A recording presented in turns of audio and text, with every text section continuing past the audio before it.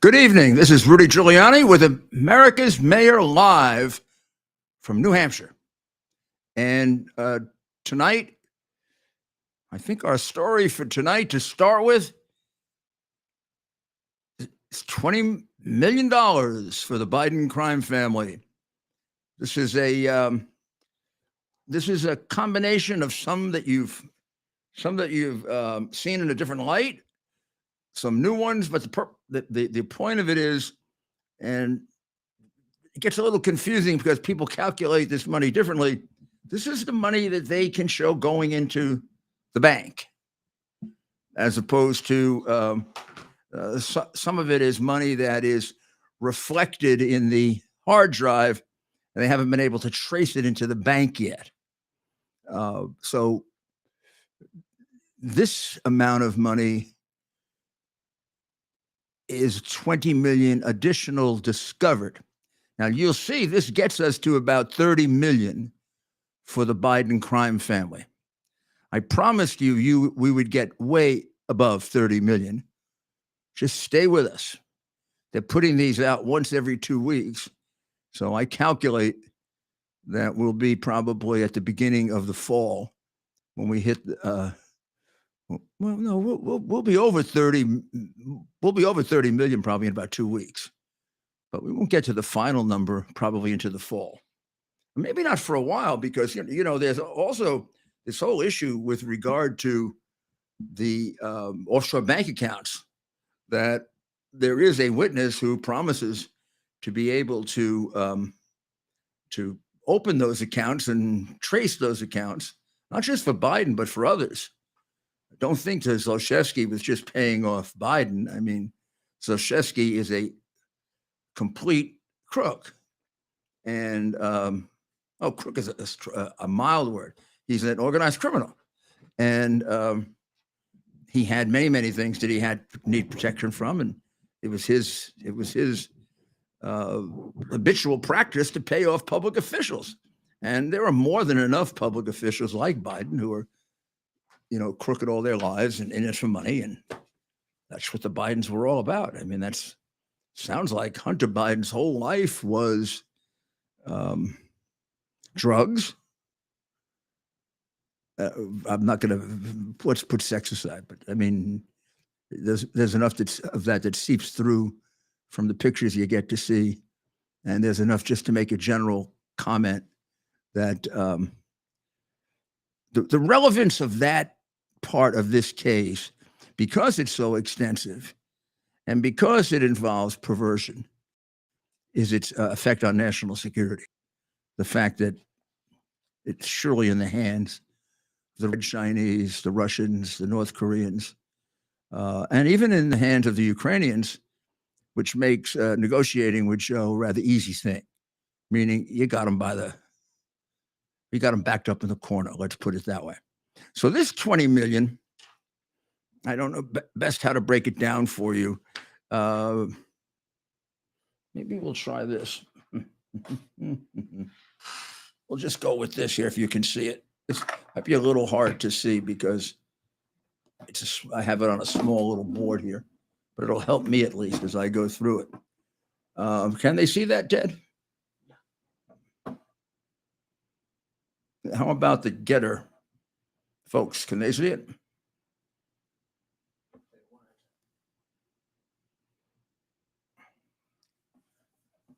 And I can just. Keep it up. I was going to leave it like that. I was going to try to put it like that in a steady place.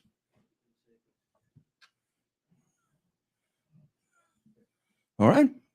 Keep it up. Okay, good. Now, I'll move here so I can see it better, and we'll go through it. So here's what we've got. Let's go with Ukraine first, because we're most familiar with Ukraine. The Ukraine, we're talking about 2014 to 2019. So what do we have now? What do we have now? Provable with documents so that we could go to court. We get a marked exhibits, and it needs to be put into evidence. Let me put it that way, because I understand it best that way. This is now court-ready, prosecutable-ready documents. So if you charge that he took 20 million in bribes, here's how you would prove the monetary aspect of the case, or part of the monetary aspect. Ukraine, between 2014 and 2019, there are two big accumulations. 3.3 million from Burisma to Biden, and that took place in 2014 to 2015, 3.3 million. Now, why is that important? This is the amount that the corrupt Justice Department has let the statute of limitations run on by telling the Internal Revenue Service not to charge him with this. This is the part that they wanted to charge him with, according to the whistleblowers, and that the Garland and the U.S. attorneys in, I guess it was in Delaware, may also have been in Los Angeles, declined to go with the case, even though Garland had lied to us and told us that Weiss could go with any case he wanted.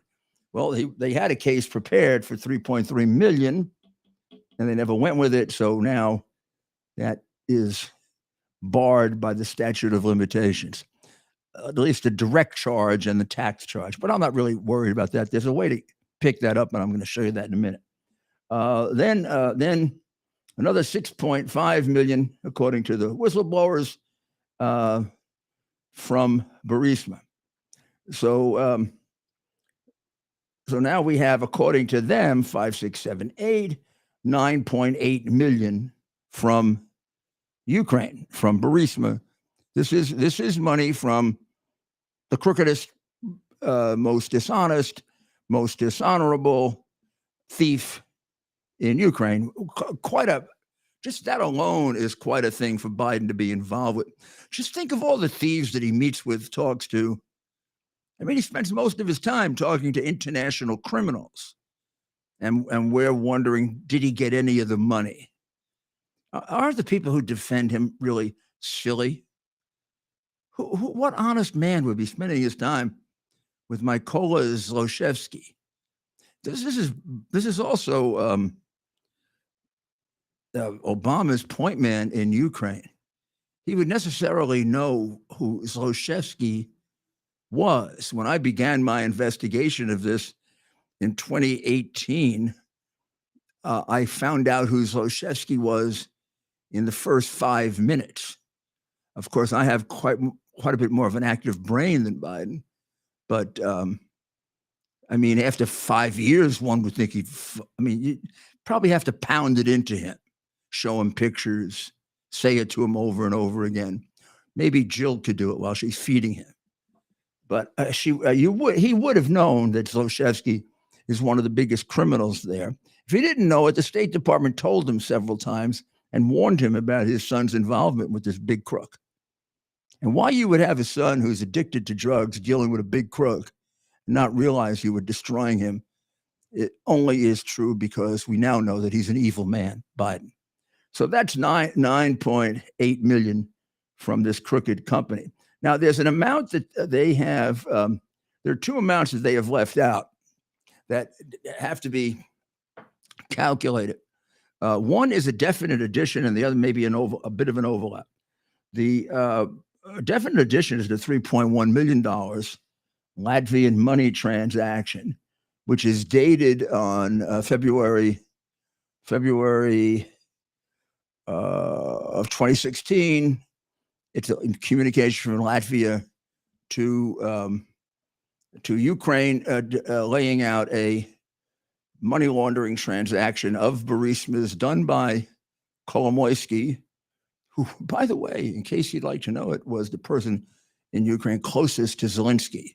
And he was Zelensky's mentor, and he's the reason Zelensky is worth the millions and millions of dollars he's worth, and it reportedly has several mansions. Oh, I guess you didn't know that about Zelensky, did you?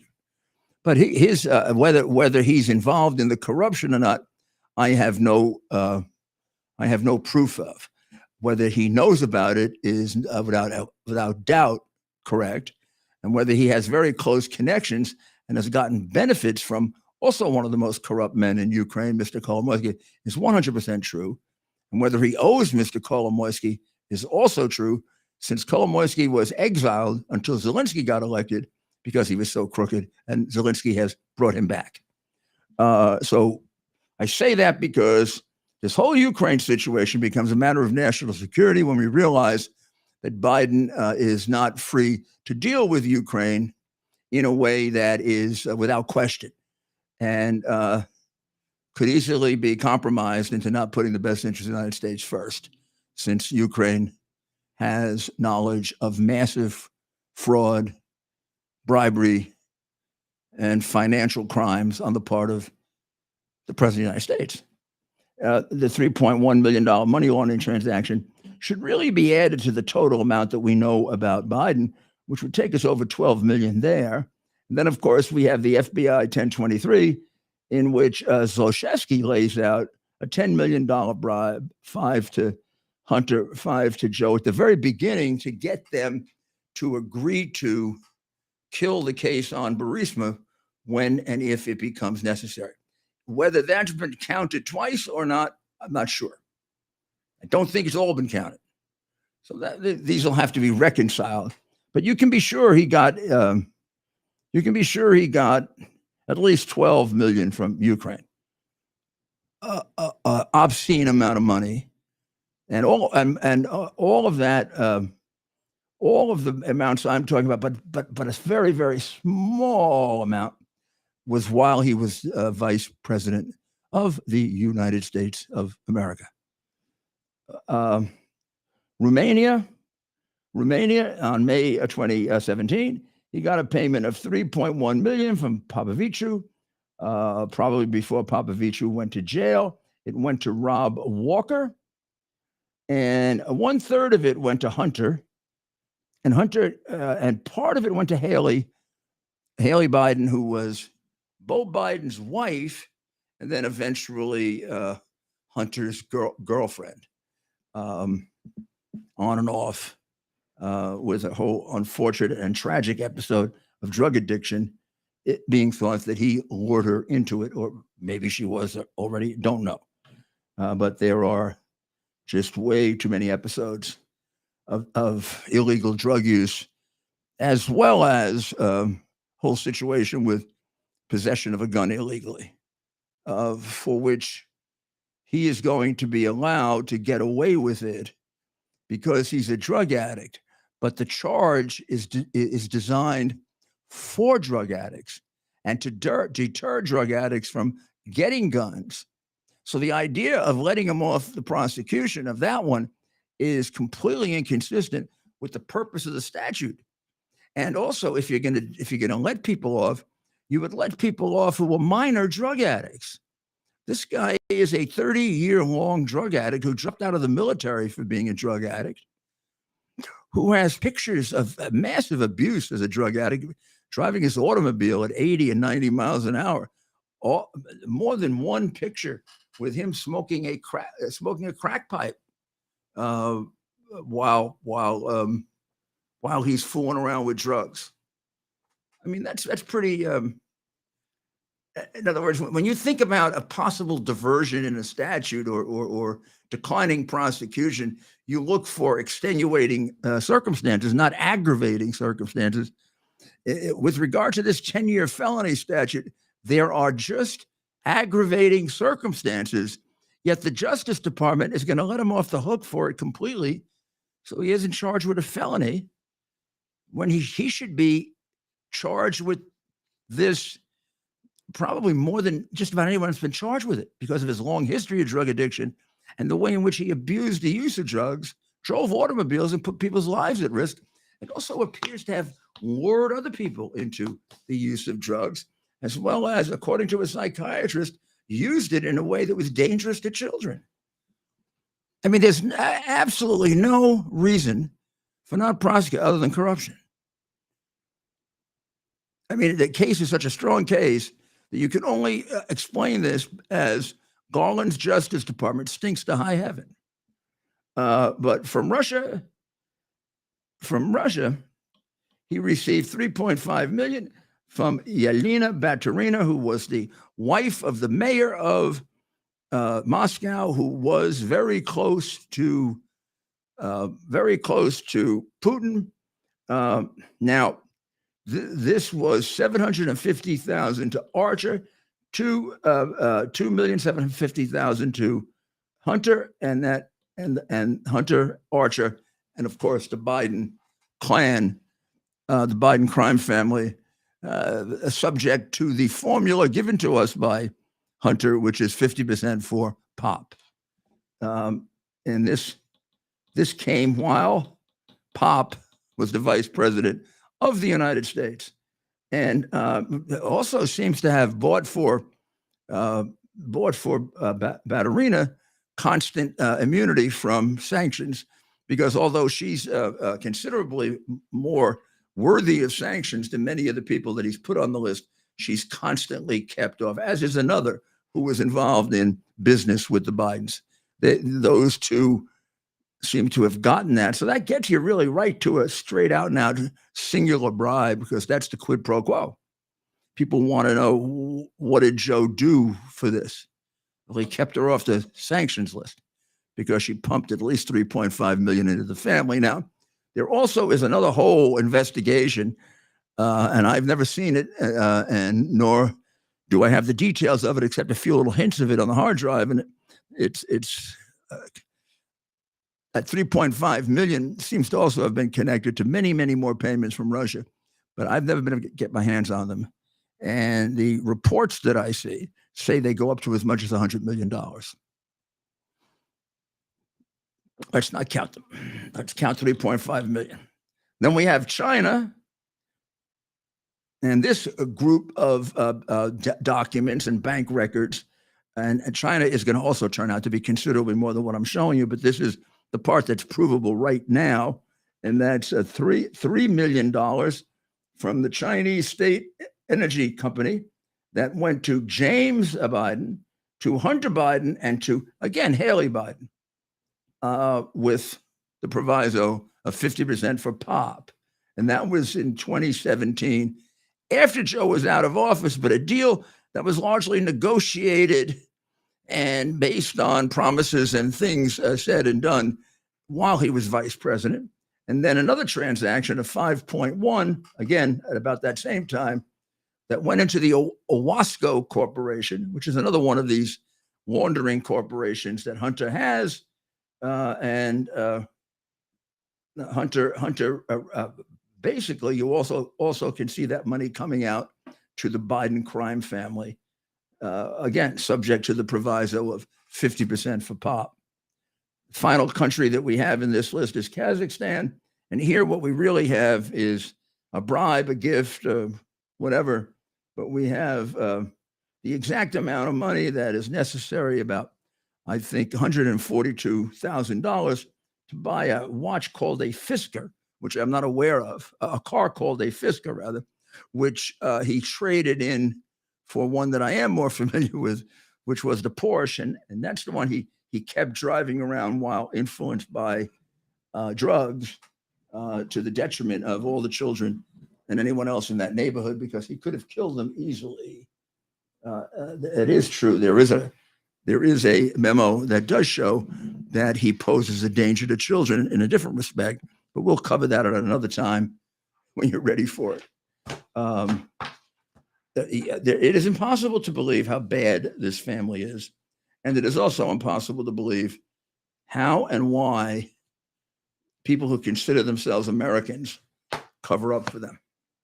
I only have to conclude that their ideology, their desire for power, their desire for money, their loyalty based on money or ideology to China has overcome any decency or morality that they have.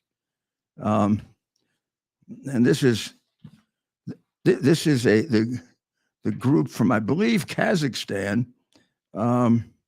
This is another example of Joe never met with or did business with any of the people that Hunter knew. He never even met them, saw them, had anything to do with them, except there were about 18 or 20 of these pictures, like this one here.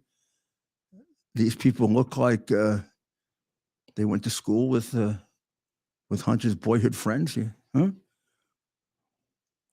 Or do they look like Kazakh crooks?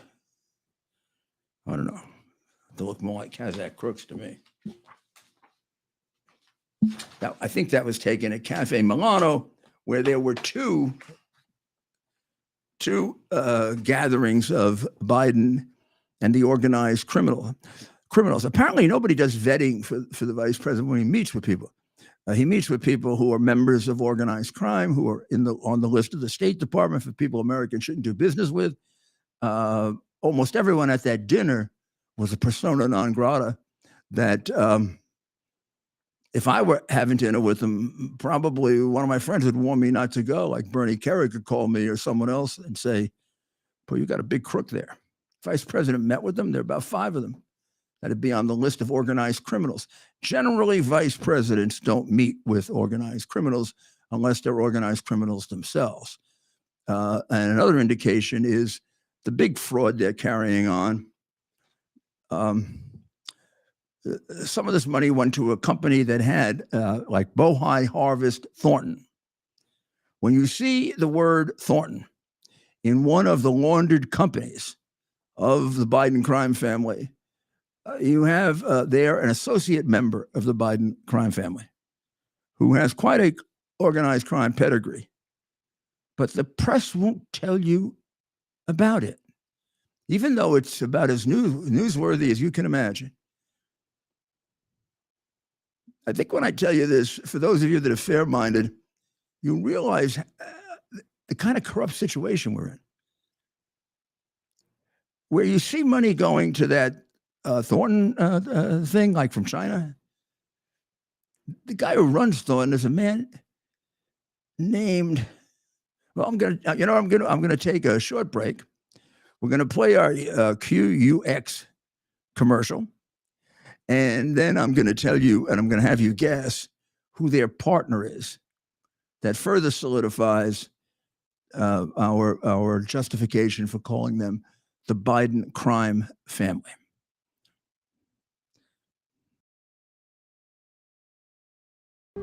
The year is 2022. Cancel culture is the new normal. Online freedom, as we know it, has ended. Digital stockades are here. All activity is monitored, stored, and predictively analyzed by a technological cartel. We're being converted into a digital resource, a digital currency to be farmed for metadata and loaded into a computerized combine, blockchained to a social engineering operating system. However, it doesn't have to be this way. Be part of a new technological revolution. Right now, 1,000 test pilots have launched themselves into a new digital frontier, a private network outside of big tech control. New technology with state-of-the-art digital engagement and never-done-before security and privacy features that are now operational. With QUX, digital engagement, entertainment, communication, and commercial exchange will never be the same. We are QUX. QUX.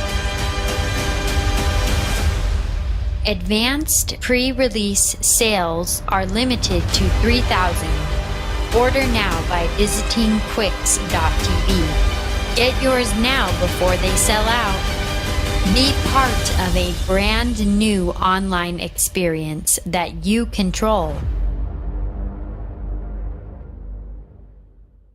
Obama, gosh almighty, that's going to be a big one. Well, welcome back, and just so you'd like to know, one of their partners in a number of their ventures, not all, so let's not make them a full member of the Biden crime family, is the nephew of Whitey Bulger, James Bulger. Yes, the nephew of Whitey Bulger, one of the most notorious organized criminals in America during his era. Just why the president of the United States, vice president of the United States, now president, would have his son who gives him half his income, half his son's income, as a partner with Whitey Bulger has to give you an indication of the people they felt comfortable with, the people they had dinner with, and the people they did business with. Pretty clear. Pretty clear. So now, what do we have ready, Ted? Need a couple minutes. Oh, I thought you said it was ready. 2 minutes. I asked. Oh, 2 minutes. Okay. Well, I want to go over one thing. I want to go over one thing with you because it's been used to really make something perfectly legal and normal illegal, sound illegal. Fake electors. So they say fake electors as if that's a conclusion based on something. Fake electors are alternate electors. They were not used in this election for the first time. Donald Trump committed no crime, nor did anyone involved with him in doing it. It was done based on a very well thought out and very well written memo, available, open, notorious. In order to be a fake elector, there has to be some fraud involved. Somebody would have to be pretending they were really elected. No one pretended they were really elected. They were presented and sent in, and even the parliamentarian has made this clear that he understood these were people that would get a chance to vote if there were a different decision made with regard to the state, and the state, by lawful authority, was awarded to Trump, when in fact it had originally been awarded to Biden. Now, in case you think he made this up, this was based on a precedent in the election of 1960, and Kennedy did this. John Kennedy did this, and eventually, although Nixon won the state, and I may have it reversed, but Nixon won the state originally, I believe, on the original count. Kennedy challenged it immediately.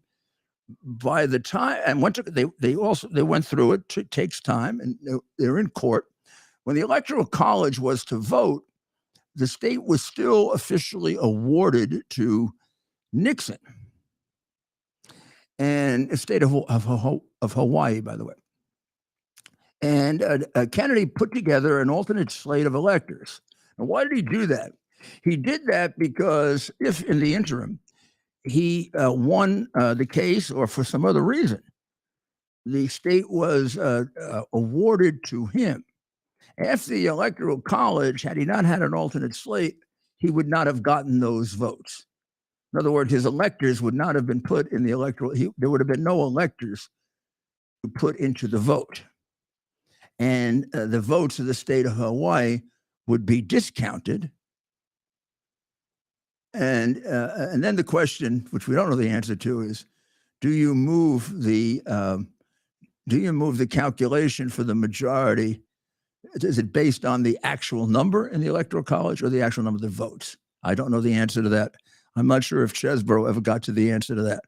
But his recommendation was, in the states where you think there's a chance that you can overturn, and you're not going to get it done by the Electoral College, but it could get done before the inauguration, put up the alternate slate, have them available, register them, and then if God is good and you get a change by the state legislature, you get a change by the courts, or you get a change by the Congress based on the Electoral Count Act, then not only will that state be taken away from Biden, and electors will be put in, and they'll get a chance to vote for Trump, and Trump will get the votes, just not have the votes taken out of the calculation.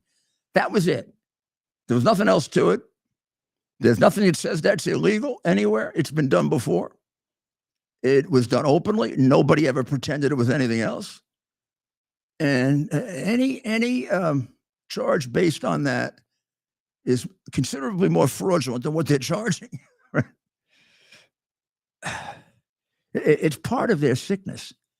They spend most of their time taking things that are not crimes and making them into crimes, when they have they are being buried to the point of not being able to breathe anymore in the mountain of evidence they have with crimes of the most serious nature by the man sitting in the White House.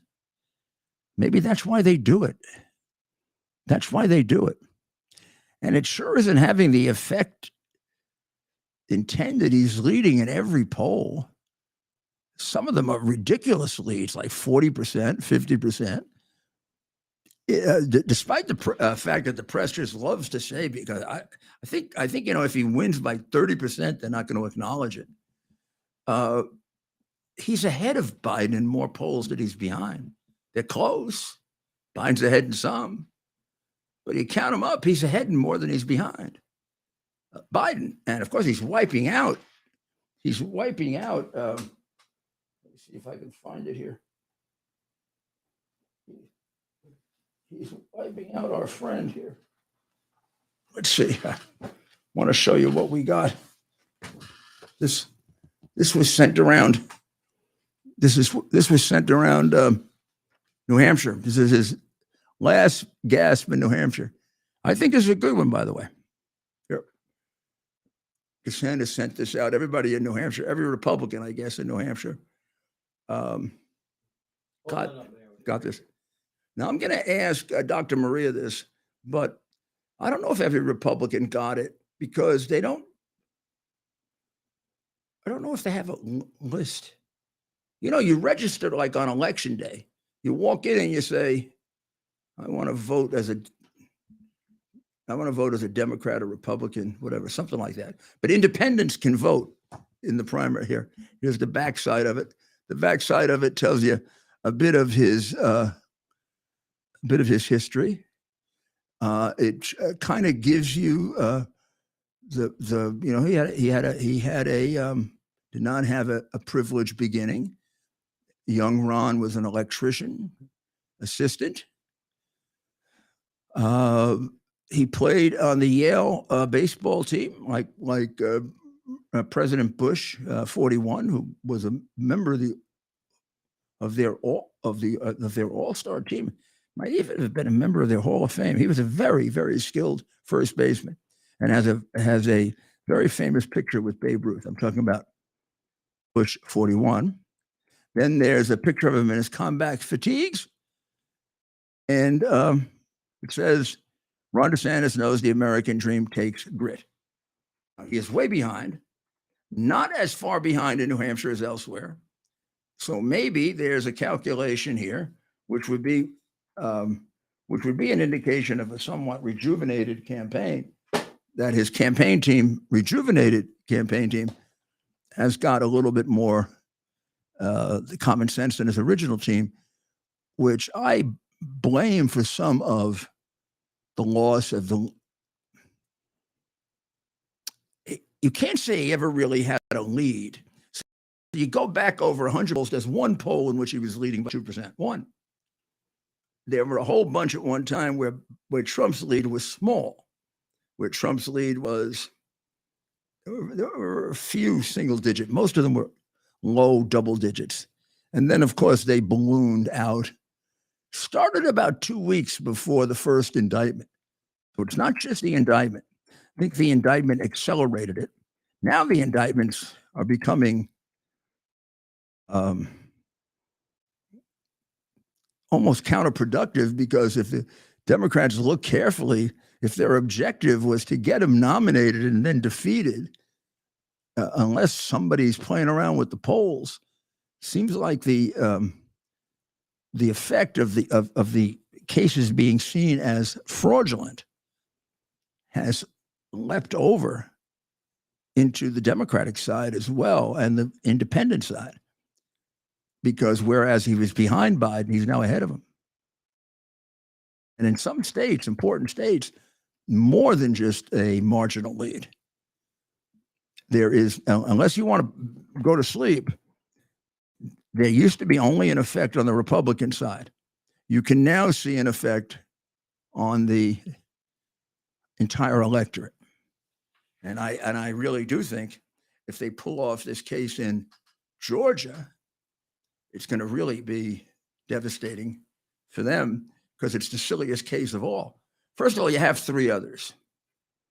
Whatever additional is covered in this case is nothing compared to it. Really just is a repetition of the other three, except in Georgia. When you have a federal case, what's the point of doing it in Georgia? Just to be vindictive, just to tie them up. You've tied them up enough so that you're not going to get this case tried next year anyway. Right? Aren't they already talking about one in 2024? So think about it. You'll have 4 cases. This one promises to have multiple defendants, which means it's going to be a big case. If they tried them all next year, he might get 2 days to campaign.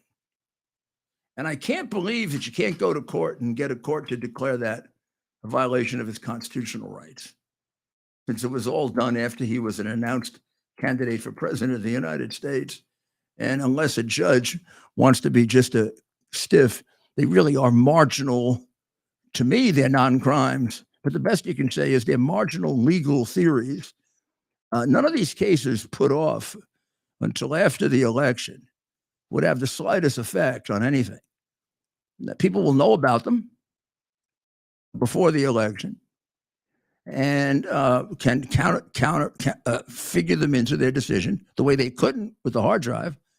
And then you'd have the people making the choice, as opposed to a choice being made by a corrupt Justice Department, or a Justice Department that, if it goes that way, no one will ever believe wasn't corrupt. So this case coming up now is totally useless and cannot possibly be tried in time for the election. Nor would it be necessary after the election, because let's face it, if he's convicted in the others, what's the point of bringing this one? And if he's acquitted in the others, how could you, in fairness, bring it when it overlaps so much? But he could take 4 shots at him after he's acquitted 3 times. If I can't believe that wouldn't be thrown out, or they wouldn't have the good sense to drop it. So this is a pure publicity case, known as a publicity case. A couple of little things that I will mention to you. I was talking about DeSantis. DeSantis dismissed another DA. The one was in the Orlando area, so that's a big. And the DA was Monique Worrell, and she was the local police union accused her of being soft on crime. They called for the top.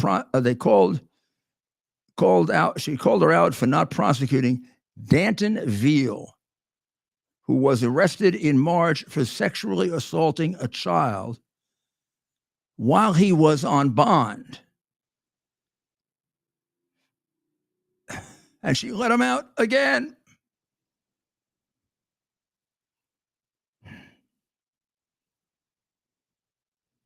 Then he killed police officers.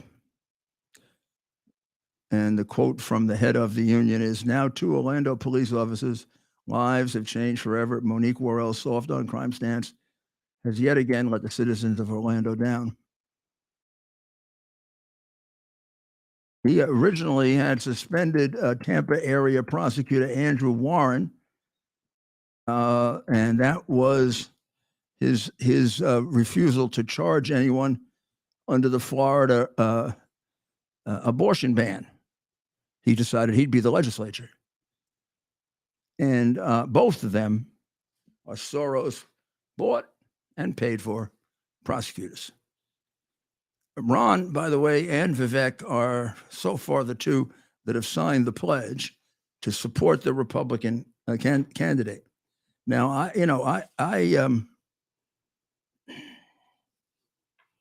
think I don't remember signing a pledge to support the Republican candidate in 2008. I think I agreed to, like, at a debate. I think.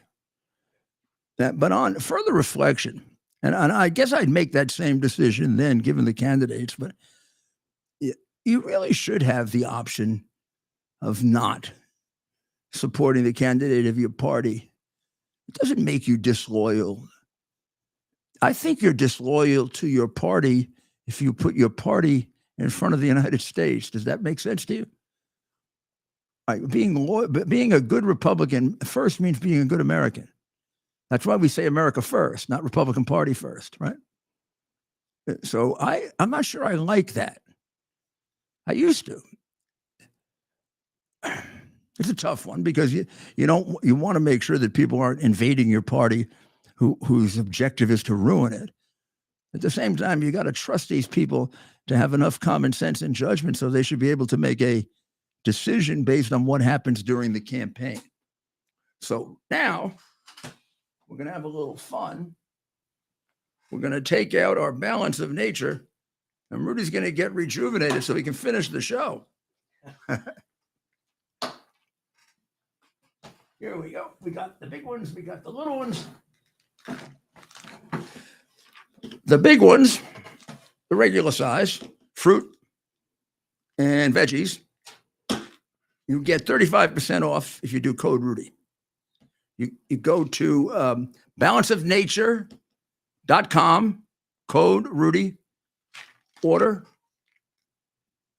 your regular order, fruit, vegetables, 35% off. If you'd like to get a little package to go with you, you get $25 off this right here, little ones. So this, make sure you're taking this, is critical. If you take any supplement at all, this should be the one.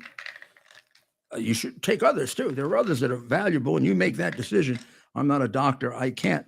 I've actually talked to Dr. Howard, who is the instigator of this, the inventor of it, the genius behind it, who I think you see often on commercials, and we'll have him on to talk about this so you're even better educated on this.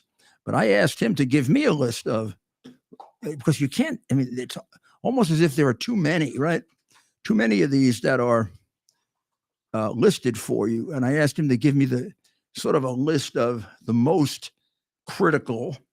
And then if you're inclined to do more, what would the more be? And he's done that for me. And maybe, and I'm not going to give that to you. He did it for me, and he may have done it with me in mind. So if I give it to you, it might not be the right one for you. But when he's on the show, I'll ask him that. And I'll ask him questions like, are there some general ones that everybody should be taking? And are there ways in which you can find out what would be the best program tailored for you? But for sure, before you do that, get started with something that is universally necessary, which is to have lots of fruits and vegetables. There's any number of doctors who would tell you, you can't have enough. Probably we all have too little. So this, make sure you get enough. You could I guess people take different amounts. I take 4 a day. 2 in the morning of the fruit. Here's the fruit. It's the colored one, pink.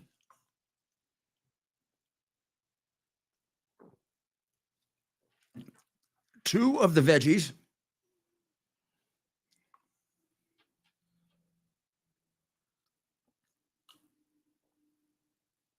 So I take, altogether, I take 8 a day.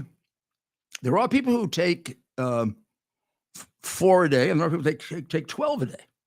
And I'll have Dr. Howard discuss that with you, when he's on. And this is something you might also consider. This is fiber and a spice. And I take that once a day. So, Ted, how do you feel now that we are here in New Hampshire?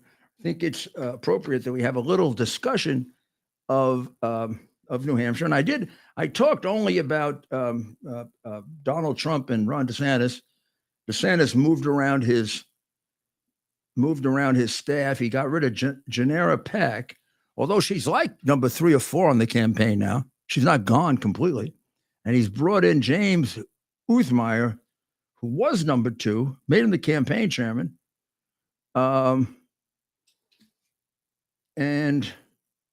this is like day 21 of this is like day 21 of the reboot, Mayor. not really. It seemed to me like it happened just a day or 2 ago.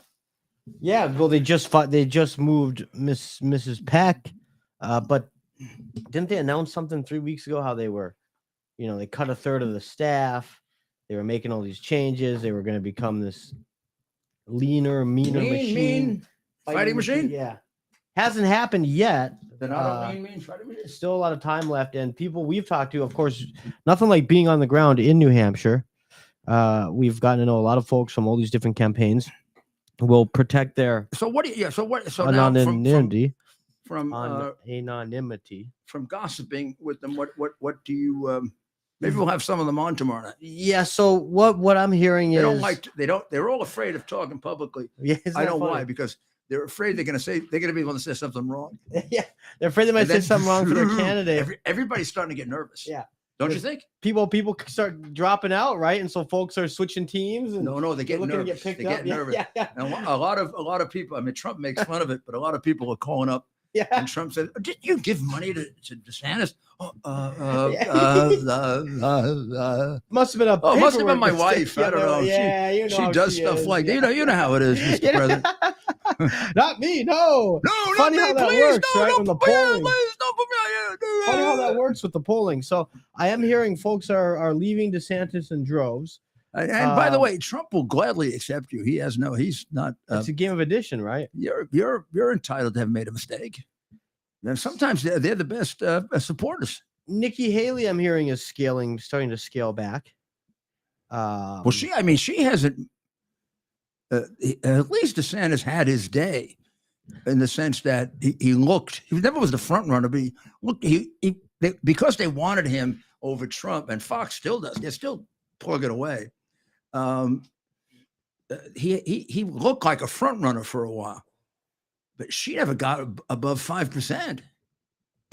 They say the folk She never moved, and she had an active campaign. She's been in the race for 5 months now. I don't even know how long. I think she was the first one in, wasn't she? She's campaigned. A lot of people here know her, seem to like her, but they're not voting for her. Which is a tough place to be, right? Imagine running for office and everyone likes you, but they're not going to vote for you. Like, where do you go from there? DeSantis does have, and I don't want to add to his problems. Although I am for Trump, but I'm trying not to be difficult on any of the Republicans, but DeSantis has people for him. I think if you asked how many people, I think if you did a poll like this between Haley and Ron, right? Right. I think more people would like Haley, but more people are voting for Ron. Does that make sense? That does make sense. I don't think the people voting for him like him. They see him at least for a while he was seen as someone that could win. However that narrative started. I think that thing that I showed you, and I showed you that really more as a political education thing. I think that was a pretty good piece. That's the kind of piece that he needs. But as I told Ted when we saw it earlier, when we scooped it up, it should have been out like 4 or 5 months ago. That's a leadoff. That's what you call introducing the candidate ad. Yep. One of my great political advisors. I had 2 great ones that you would know. I had several that you wouldn't know, and that was Roger Ailes and David Garth. And I cannot for the life of me figure out which one had this idea, but it was for a new candidate. Very, very great care has to be given to their announcement, much more than, let's say, Trump announcing a second time, or if I ran, or who's run before, or sure, pick out anybody that already has a public history. All right. But if you don't have a real public history, and DeSantis might think he has, but he doesn't. He doesn't have a national He might now, but he didn't when he started having national major name recognition and things associated with him. It is enormously important that you control and define the first thing people think about you. Because the first thing they think about you is the thing that's going to remain with them longest. Because they may not think about you again for a long time. After all, politics isn't on their mind 24 hours a day. And 2 years or a year and a half before an election, it's not in their mind. So when you make that initial entry as a candidate for president, and you're more than just a marginal candidate, which a governor of New York or California or Florida or any of the major states would be, Texas, what do you want them to know about you? Do you want them to know that you're a very, very good family man? Maybe that's it. Do you want them to know that you were a great reforming governor? Do you want them to know that you had a great military record? Do you want them? They will not know all of those things.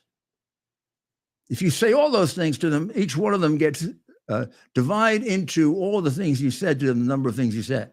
So you say 4 things, each one's gonna be 1/4. In his case, I think I would have started with he's a nice guy, because they're going to get the rest. He has universally, whether people agree with him or not, the reputation of being a good governor. I don't think he had to work at establishing that. I think that he could assume with a little prodding, the press was going to do for him, particularly since he was running against Trump and they wanted to beat Trump. And he had to know that Fox was going to be a major, like almost like a public relations channel for him. But if the thing that I would think, given his liability as a bad campaigner, which is what he's known as, he should have gotten the nice guy thing across. You know, there are all kinds of theories about running for president, right? And one of them is we vote for the guy we'd have a beer with. That has validity. None of these things are 100% true, by the way. We voted for guys that we wouldn't like to have a beer with. And at times we voted for people, you know, that were really very regular guys. But I would say you got to look at your pluses and minuses, figure out what the biggest minus is and go with that. Go after that right at the beginning so that it's there and it's constantly wearing down. And I'd have put that darn thing up. Looks like a military guy, comes from not a poor, but not a rich family, had to work his way through school. He's an athlete and apparently a good one. He played on the college baseball team. Doesn't even mention much about his record as governor, which I think is smart. You'd say, why not? Because it's accepted that he was a good governor by Republicans. And that's going to come out. You don't have to work at that. You got to work at this. So that's my wisdom on campaigning today. And the fact is, although Ted will disagree with this, he's the only Republican who has a chance to beat Trump. He isn't. It's almost at the point where it'd be impossible. But if Trump were to drop out of the race, let's say, he'd be the favorite, correct? Yes. And he'd probably win because he probably has, for all the minuses of everything, the best organization nationwide. At least he has a nationwide structure. The others really, I don't see a nationwide structure for the rest. It may be that somebody else will come in number 2, but that doesn't mean they could sustain a nationwide campaign. When John McCain beat me and he beat Huckabee and he beat Romney, because he had run out of money, had gotten rid of his entire staff, and won on his own in New Hampshire. When he got the nomination, I certainly had a much bigger and stronger staff than he did, and so did Romney. And I became his supporter the day I dropped out. I flew to California, endorsed him, and I gave him my staff.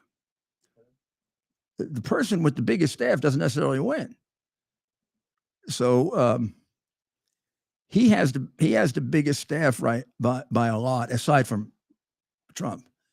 And he is still the one person that could overtake him. And it has the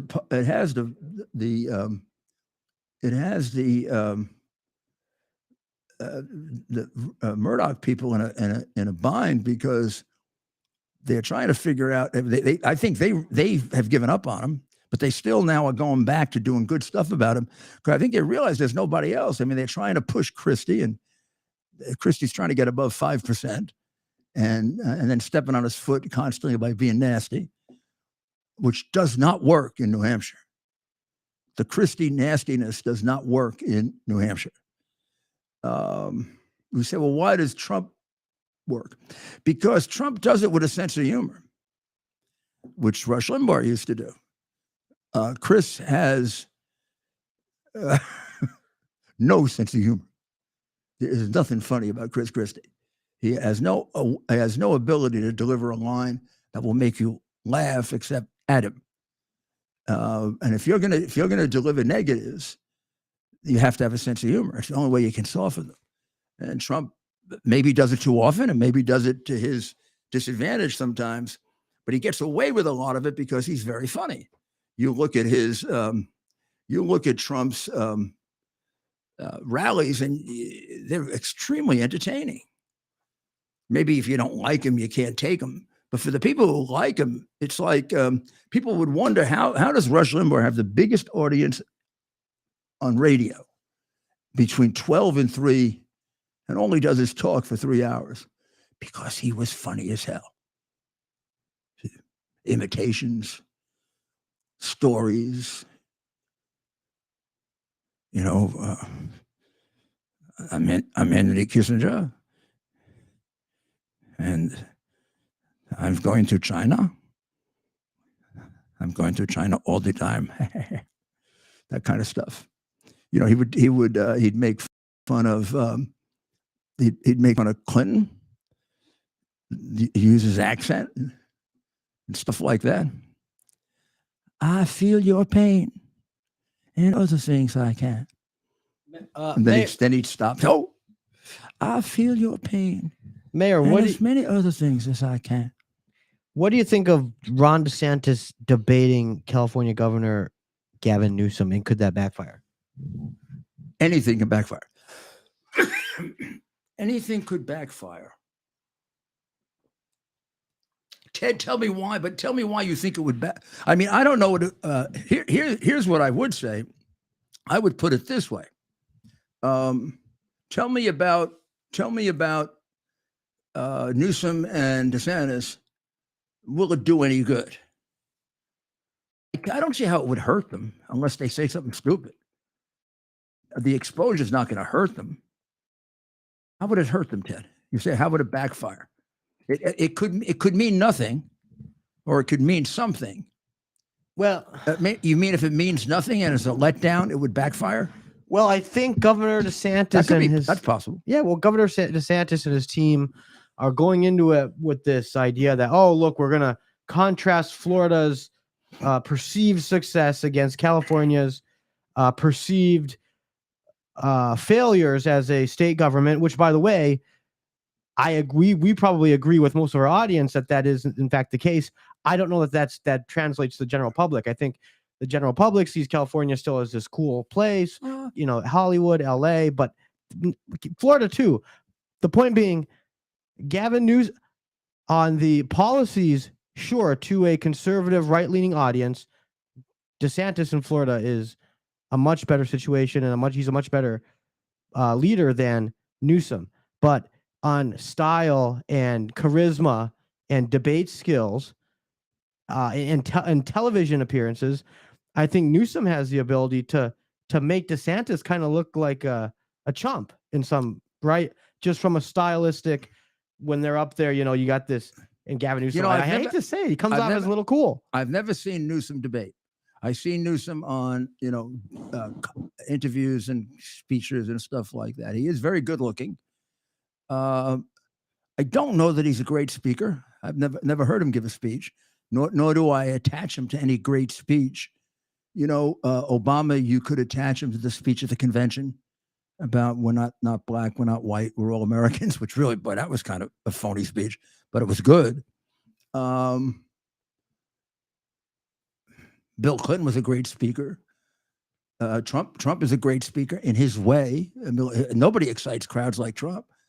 What you're saying is, I'm saying Newsom could come off as like the cool, collected California guy, and DeSantis could come off as he kind of does. People say this isn't just me. well, right? I think People the that worst, meet him say the guy's a little awkward at times, or a lot of the time. that could be his liability. I doubt. I think he's as smart or smarter than Newsom. I mean, I don't think he's going to come across as adult at all. I think he will come across as the smarter of the two guys. He definitely has a quicker mind than Newsom. Newsom can get caught in some pretty stupid things. I mean, I think his intellect is vastly overrated. Yeah. Yes. So if you're talking about style, yeah, he could get beaten on style. He might win on substance, though. They're both going to win their base. There's no amount of charm that's going to win over a MAGA Republican to Newsom. He could be the most charming guy in the world. They're going to hate him for his position. Exactly. Yes. And there's no amount of charm or skill or intellect that's going to win over a left-wing communist type Democrat like they have in California for Ron. Question is, what happens in the middle? Yeah, one or the other could get hurt, but I'm not sure it has to be DeSantis. A lot of this debate is a sort of it's a what would you call it? It's a charity event. This isn't like a real heavyweight championship fight. It's a charity event. It might get viewed differently. It'll get viewed differently than a real debate. Where they both can kind of come away as the winners, and they can. I think it's a good thing for both of them because it sort of puts them both as the heir apparent. Yeah, whether you like it or not. I mean, Trump certainly doesn't like it. He doesn't want. I don't see the heir apparent. I don't think DeSantis is. But I don't know that Biden wants Newsom or whoever. I don't know what do I. Does anyone know what Biden? I don't know if Biden even knows who Newsom is anymore. If you ask them, who do you want to? Okay, who does Obama want? Bingo. There you go, Mayor. That's the question. I don't think it's Newsom. No, Newsom's too cool. Newsom would put him in the background. Yeah, exactly. Newsom would be like a cooler Obama, much cooler Obama. I mean, he loves it with Dodo. He's perfect. Yeah, exactly. Like he wants somebody like that again. He would want Kamala, right? He would want somebody like that. He could control that Biden, Bergman and Charlie McCarthy. He was a ventriloquist. Obama's the ventriloquist. Oh yeah. Okay, Joe. Yeah. So he needs somebody like that. No, Joe, you didn't talk to your father last night. He's dead. Well, a lot of these the current flock, a lot of them would be Obama. They would all listen to him. I mean, Pete Buttigieg, he'd take all of his marching orders from Obama. Kamala Harris. I don't even know who's on the bench for the Democrat Party. Well, they engineered it last time, Soros and him, and they engineered it for Biden. They cleared the field for Biden. They cleared the field for Hillary. They wiped out. They cheated Bernie. They'd have to be willing to do it for Newsom, which I'm guessing they would. I mean, would they do it for the best candidate? And Newsom's the best. Who would be better than Newsom for them? From their obviously, I think we're now talking 28. Whitmer. No, but we're talking 28 for Republicans. Oh, for Republicans. But let's we could without realizing it be talking 28 for 24 for Democrats, and I increasingly. People are joining Rudolph W. Giuliani. You have been early on this. I told you a year ago he wasn't going to make it. First started, actually, when you came to Michigan over a year ago. Yeah, we were talking. I think the day he got elected, I didn't think he'd make it. He gave that inauguration speech. I wasn't sure he'd make it through the last election. I mean, they kept him in the basement. Remember the last election? Last election he did one like And I remember Franklin Roosevelt reading the comic books on television. And then you realize Franklin Roosevelt was dead before there was television. And by the way, maybe because he was my predecessor, but the person who read the comic books on the radio was Fiorello LaGuardia, not Franklin Roosevelt. Idiot, moron, 9 wonders of the world, idiot. No wonder you were left back in the 3rd grade. Wow. Well, so it's interesting, Mayor, with the debate coming up. Obviously, President Trump, we've talked about this a lot and everyone's talking about it. We don't need to talk too much about it. He shouldn't be in the debate for entertainment. Could he end it? Could he end the primary by going? No matter what, it can't be ended. Nobody's going to make a decision right now that they're not going to change their mind about. Why would they? Even if they said they made a decision now, something could change their mind. It's a year, or not a year, half a year. I mean, he could not end it now, even if he won the debate 98-2, and he went ahead by 60 points. The reality is that there's too much time for people to change their mind, too much time for things to happen. And with the Democrats throwing things at him, we think we have it under control now. We think it's another indictment, and it's going to redound to his benefit, and it's going to get put off until after the election because it can't possibly be tried next year. I mean, he has to be able to go to some court to get relief if they have him on trial every day of next year. That is so transparent. That I mean, it's so transparent anyway. A court should not allow this. The man should be allowed to run for president. And it should be recognized that these cases were brought for that purpose. I mean, come on, you have to recognize. If the law can't recognize reality, it's not the law anymore. This is a tragedy what's being done. But right now, it sounds to me like unless he can get a change legally, and I have a theory as to how he can do that, he'll be tried twice next year, and they'll save 2 of them for afterwards. And I guess the 2 of them will depend on what happens with the first 2 and the election, right?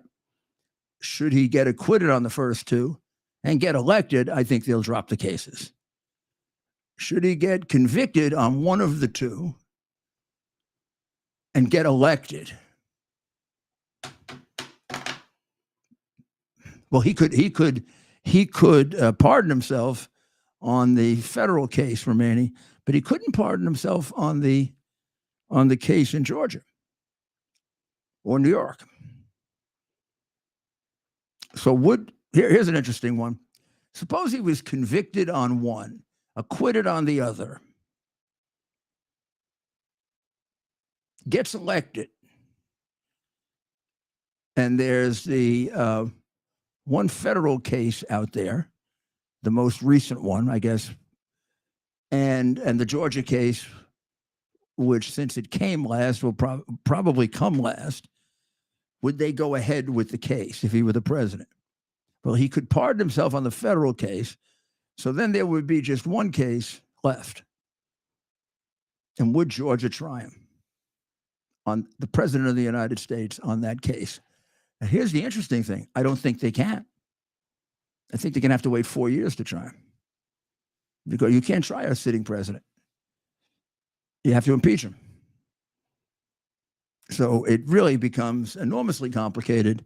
And the whole thing is just a reflection of the fact that, difficult though it is for us to accept, we've become a fascist country. And particularly our court system.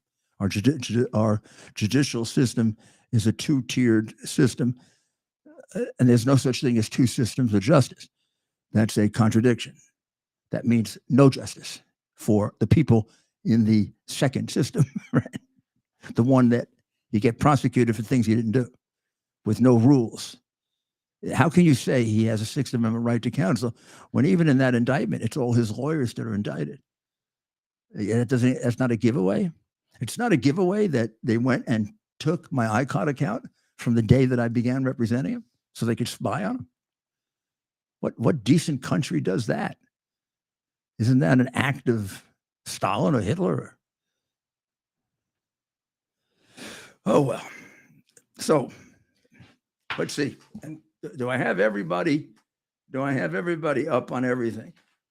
I really have to make a point of, because in my city, this gets confused sometimes. Okay.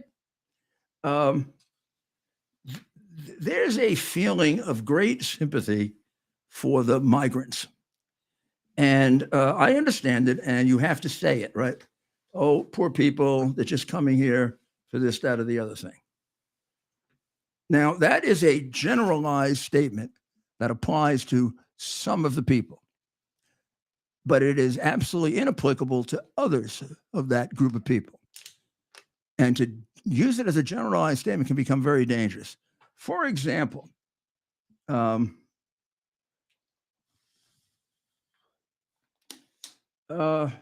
Venezuelan man seeking asylum in the U.S. has been accused of raping a woman in front of a 3-year-old child in a New York City-funded hotel last week.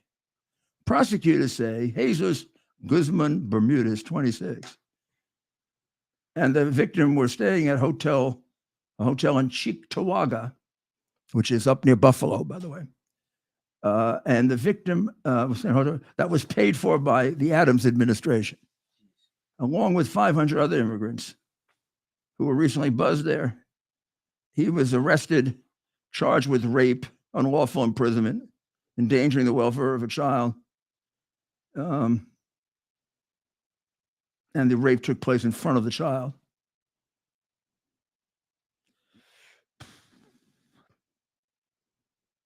It took place on August 2nd. That's one of the people that came in.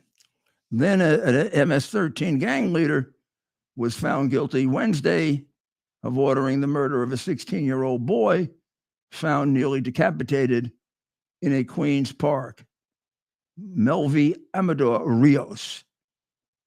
And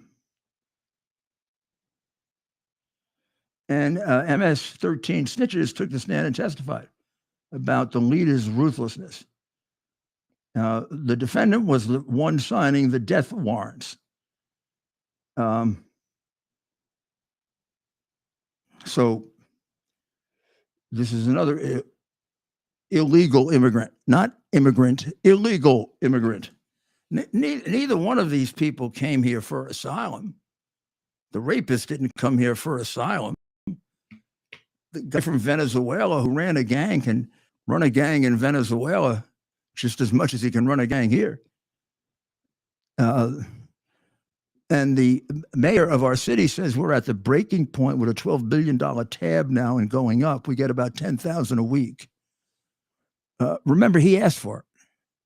The mayor of New York asked for it. So he blames it on Biden. 100% right. It's solely Biden's fault that they come into the United States. But it is solely Eric Adams' fault that they disproportionately come to New York because he advertised for them. Big time. He promised them benefits they didn't get in other cities. So when he cries and complains that the city is being destroyed, he should offer himself as a sacrifice to that because he did it, namely resign, because you do not know what the hell you are doing. Now he's taking baseball fields, recreational places away from children. And they are complaining like hell. They can't play softball this summer. They can't play soccer anymore. An entire soccer facility has been taken away so that the immigrants can be treated really well. There was an immigrant interview the other day who was in a place in Brooklyn, but he found a better place, but only he could get in. There was only room for one. So he left his family in the other place, and he went to the McCarran Park Center. And he liked it because they have Venezuelan food there, 3 square meals a day, and they have a pool. So and then eventually he was kind enough to go get his children and bring them to the pool. So now they have a pool for the summer. I mean, I don't want to see them tortured or treated poorly, but I don't want them treated in a way in which large numbers of other illegals are going to come here because it's so nice to be here. And remember, and please remember, this is a playing Russian roulette. You don't know who they are. And some of them are very, very bad. And the proportion of very, very bad ones is bigger than it used to be than in the old days when they came in across the border with some degree of vetting by us. These people aren't vetted at all by us. We don't stop anybody at the border. We actually are objecting to obstructions being put in the water by the Texas government. Come on in, come on in. Now, on the other side of the river and the other side of the border, there are thousands of people vetting them. They're called the Sinaloa cartel, the El Golfo cartel. They are very shrewd businessmen, but their business is child trafficking, human trafficking, selling fentanyl, bringing in arms, escorting in terrorists, and they have organized now in the United States in almost every city groups of their people to run these illegal enterprises, as well as work with others like MS-13 in running their enterprises. So a disproportionate number of people that are let in are criminals, and some are, like the MS-13 people, correctly named by Donald Trump years ago as animals. The guy who chopped the head off of somebody is an animal. MS-13 chops your head off. They chop your arms off. And they rape you to make a point. Larger numbers of them are coming in now because the cartels can make money with them. Remember, the toll booth to come into the United States is not run by the Border Patrol.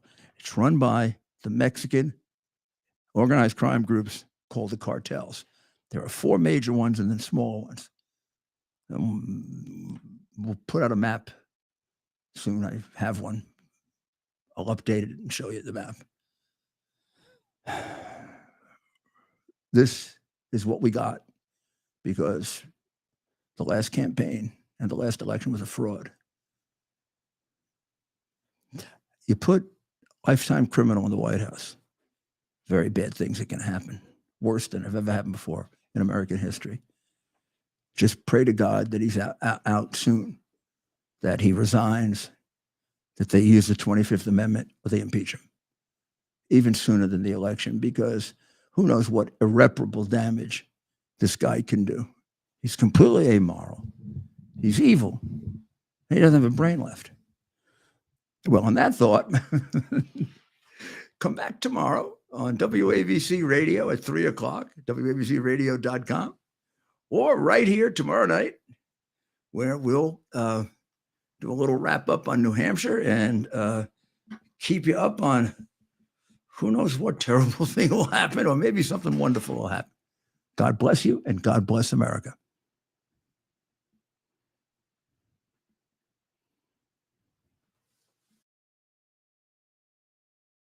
Our purpose to bring to bear the principle of common sense and rational discussion to the issues of our day. America was created at a time of great turmoil, tremendous disagreements, anger, hatred. There was a book written in 1776 that guided much of the discipline of thinking that brought to us the discovery of our freedoms, of our God-given freedoms. It was Thomas Paine's Common Sense, written in 1776, one of the first American bestsellers, in which Thomas Paine explained, by rational principles, the reason why these small colonies felt the necessity to separate from the Kingdom of Great Britain and the King of England. He explained their inherent desire for liberty, for freedom, freedom of religion, freedom of speech, the ability to select the people who govern them. And he explained it in ways that were understandable to all the people, not just the elite. Because the desire for freedom is universal. The desire for freedom adheres in the human mind, and it is part of the human soul. This is exactly the time we should consult our history. Look at what we've done in the past and see if we can't use it to help us now. We understand that our founders created the greatest country in the history of the world, the greatest democracy, the freest country, a country that has taken more people out of poverty than any country ever. All of us are so fortunate to be Americans. But a great deal of the reason for America's constant ability to self-improve is because we're able to reason, we're able to talk, we're able to analyze. We are able to apply our God-given common sense.